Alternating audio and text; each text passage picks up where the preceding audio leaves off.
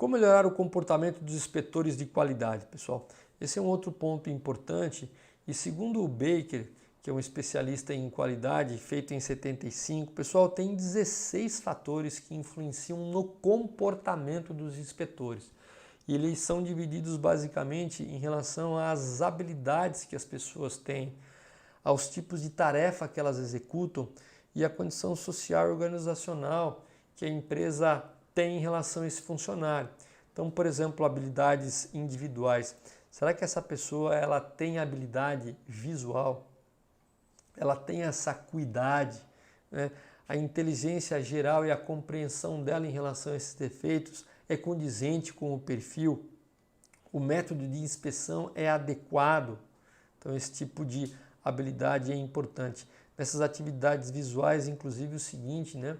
A pessoa tem acuidade visual, ela tem um exame médico visual que mostra para você que ela consegue enxergar corretamente. Como que você sabe que o instrumento que ela utiliza, que é o olho, está calibrado, né? Ele está aprovado. Então ele tem um exame médico em relação a isso. Então isso é um fato importante. Ainda em relação ao comportamento, o tipo de tarefa, se a probabilidade de ocorrência de defeito ela é alta, vai ter mais chance de vazar peças mesmo que ele esteja treinado. O tipo de defeito, número de defeitos que ocorrem simultaneamente, tempo permitido para inspeção, muitas vezes o tempo de ciclo dele é cronometrado. Se ele for muito cobrado por produtividade, principalmente quando um lote chega e está ruim, ele vai ter problemas para detectar mais defeitos, porque ele tem que cumprir a sua produtividade. O tipo de iluminação, a quantidade de iluminação que existe para ele poder fazer o tipo de trabalho dele, muitas vezes no próprio posto em que ele produz.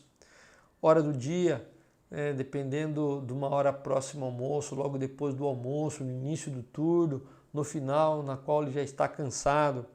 Disposição da estação de inspeção.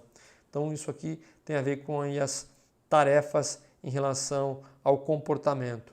Social organizacional, a parte de treinamento, qual é a parte padronizada de treinamento, quem é a pessoa que dá o treinamento, como esses padrões são construídos, conhecimento dos operadores em relação à produção, proximidade entre os inspetores, se ele está próximo, se ele está longe, se ele está próximo de uma área que transita muitas pessoas, ele fica se distraindo, e uso de reinspeção. Então aqui estão aí 16 fatores, não necessariamente você precisa considerar todos, pode ser que alguns deles sejam irrelevantes para você, mas é importante que vocês saibam que existem 16 fatores que foram estudados e têm uma correlação direta com o comportamento dos inspetores.